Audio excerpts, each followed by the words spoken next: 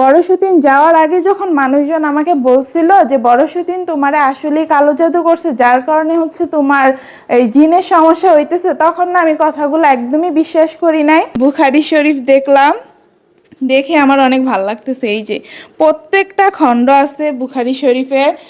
আসসালামু আলাইকুম everyone, welcome back to my another new video. তো গাইস, আজকের ভিডিওটা অনেক বেশি গুরুত্বপূর্ণ, তো সবাই অবশ্যই সম্পূর্ণ ভিডিওটা খুব ভালোভাবে দেখবেন। আমি লাস্ট 2 দিন আগে একটা ব্লগ আপলোড করছিলাম এবং সেখানে বলছিও যে বড় সতীন আর ওর পরিবার আমার মেয়ের উপরে, মানে কি আমার পুরো পরিবারের উপরে কালো জাদু করছে।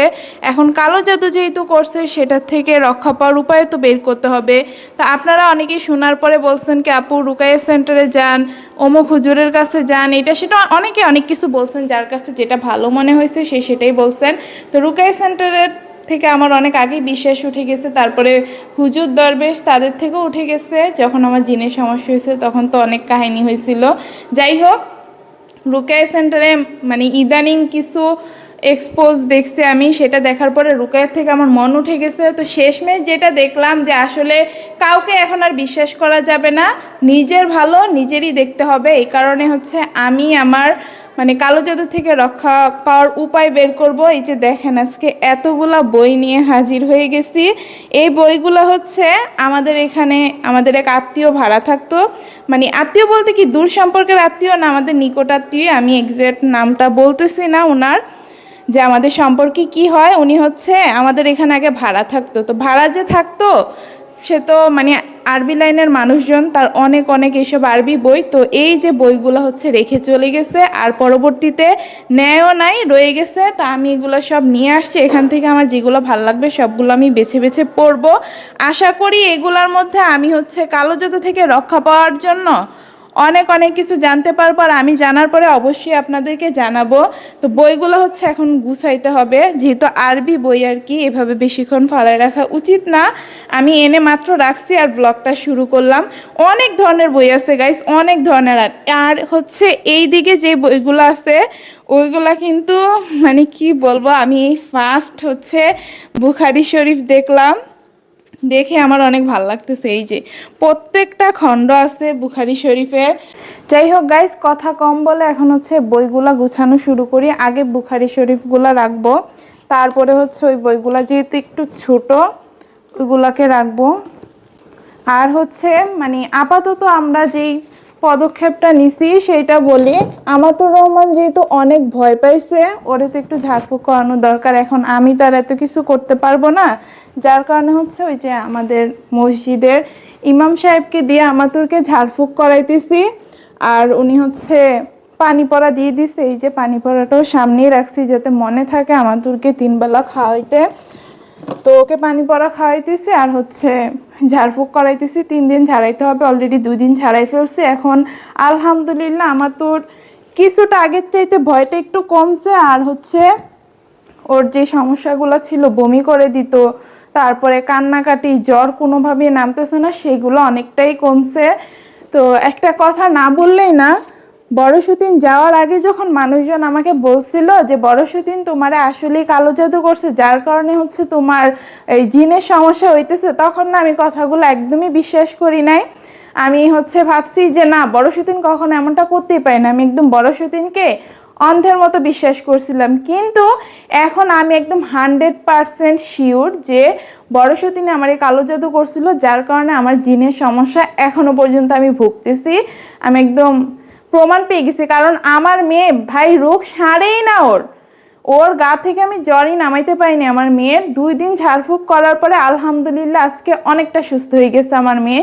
তো সবাই আমাতুর রহমানের জন্য একটু দোয়া করবেন যাতে ও তাড়াতাড়ি সুস্থ হয়ে যায়, আর আমরাও যাতে সবাই কালো জাদুর থেকে খুব তাড়াতাড়ি হচ্ছে রক্ষা পাই। যাই হোক, বাইরের বইগুলো আনি। যাই হোক গাইস, আমার বইগুলো রাখা শেষ, সেটা আর আপনাদেরকে দেখালাম না, কারণ দেখাতে গেলে ভিডিওটা অনেক বড় হয়ে যাবে, যেহেতু অনেক বই গুছাইতে ভালোই টাইম লাগছে আমার। এখন হচ্ছে আমি এক কথায় মানে আপনাদেরকে সব কিছু বলি। আসলে কালো জাদু জিনিসটা খুবই খারাপ, এটা নিয়ে আমি কি বলবো। আমি ভোগ করতেছি, আমি জানি এমন অনেকেই আছে যারা ভোগ করতেছে, কিন্তু কি করবে কিছুই বুঝতে পারে না। এমনকি তার উপরে যে কালো জাদু করা হয়েছে সেটাও বুঝতে পারে না। তো আলহামদুলিল্লাহ, আল্লাহর কাছে অনেক শুকরিয়া যে আমি এটা বুঝতে পারছি।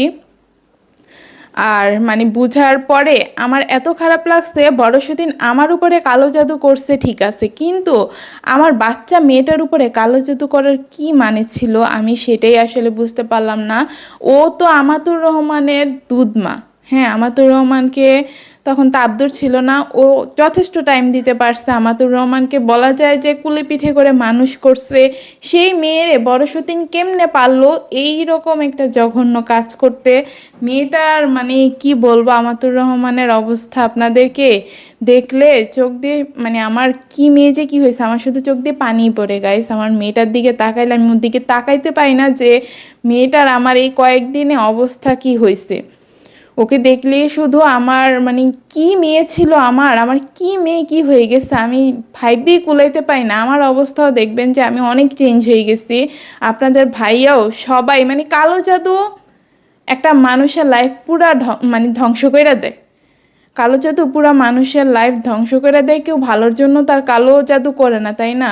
নামটাই তো কেমন জানি, কালো জাদু। যাই হোক, এখন হচ্ছে মানে কি বলবো, কোনো কিছুর উপরে তো ভরসা করতে পারি না। দেখা গেল কি কোনো রুকেয়া সেন্টারে গেলাম, আমার উপকার হবে থাক দূরের কথা, আমার আরো ক্ষতি হয়ে গেল। হয় এরকম অনেক সময়, আমি এরকমটা শুনছি যে তারাই নাকি কি জানি ইয়া কইরা দেয় আর কি, নিজেরাই ক্ষতি করে দেয় কিছু টাকা বেশি নেওয়ার জন্য। আর রুকায়া করতে গেলে কিন্তু অনেক টাকা খরচ হয়। তো যাই হোক, এ কারণে আর আমি রুকায়ের উপরে হচ্ছে ভরসা করতে পারলাম না। নিজেই হচ্ছে এখন জ্ঞান নিব, আল্লাহ যদি রহমত করে তাহলে এটা সম্পূর্ণ আল্লাহর রহমত। এই যে আরবি জ্ঞান যারা হচ্ছে না, এটা সম্পূর্ণ আল্লাহর রহমত ছাড়া কিছুই না।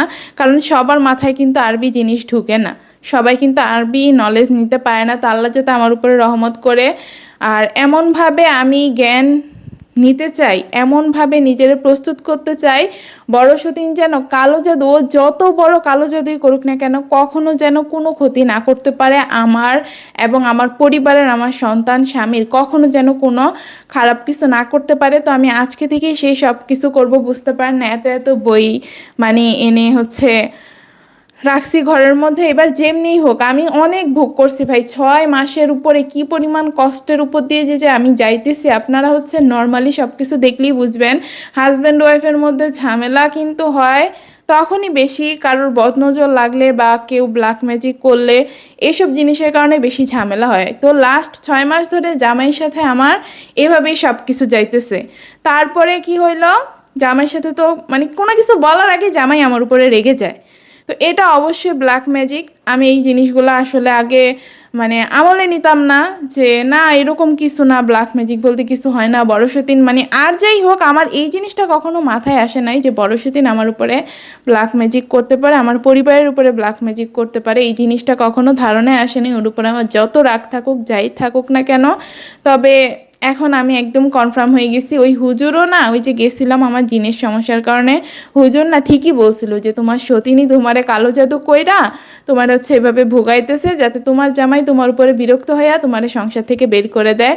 আজকে সেটার আমি হাতে নাতে প্রমাণ পাইলাম। যাই হোক, ও ক্ষতি করুক, যারা মানুষের ক্ষতি করে তারা কোনো দিনও ভালো থাকতে পারে না, না দুনিয়াতে না পরকালে, কখনোই ভালো থাকতে পারে না। আর বড় সতিনও কখনো ভালো থাকতে পারবে না। আমি ওরে বলছি ও জীবনেও সুখ পাবে না যেই কাজগুলো করছে। আর যারা কালো জাদু করে তাদেরকে হচ্ছে মানে দুনিয়াতেই সেগুলা ভোগ করে যাইতে হয়, পরকালে তো ভোগ করতে করতে হয়, মানে করতে হয়ই, দুনিয়াতেও সেগুলার ভোগ করতে হয়। তো বড় সতীন এগুলা ভোগ করবে। আমার মধ্যে কখনো খারাপ কিছু ছিল না, তো আমার কখনো ক্ষতি মানে কিছুই হবে না। যা ক্ষতি মানুষজন আমার করতে চাইছে তাদেরই ক্ষতি হবে। তো আপনারা এখন শুধু আমার জন্য একটু দোয়া করবেন। মেয়েটা হচ্ছে ঝাড়ফুঁক করার পরে এখন একটু ভালো। আর আমি হচ্ছে ওই যে ইউটিউবে রুকায়া পাওয়া যায় না অনেক রেকর্ডেড, সেগুলো হচ্ছে শুনতেছি। এখন দেখা যাক, আমারও রিসেন্ট টাইম অনেক সমস্যা বাড়ছে, সেগুলো না বলে অনেক ধরনের সমস্যা হইতেছে, সেগুলো নিয়ে আর কিছু বলতে চাই না। আপনাদের ভাইও অনেক অসুস্থ, কি আর বলবো তাকে নিয়ে। সে কি তার পড়াশোনাই করবে নাকি এইসব ঝামেলাই সামলাবে, আমার আসলে কোনো কিছুই মাথায় ধরতেছে না।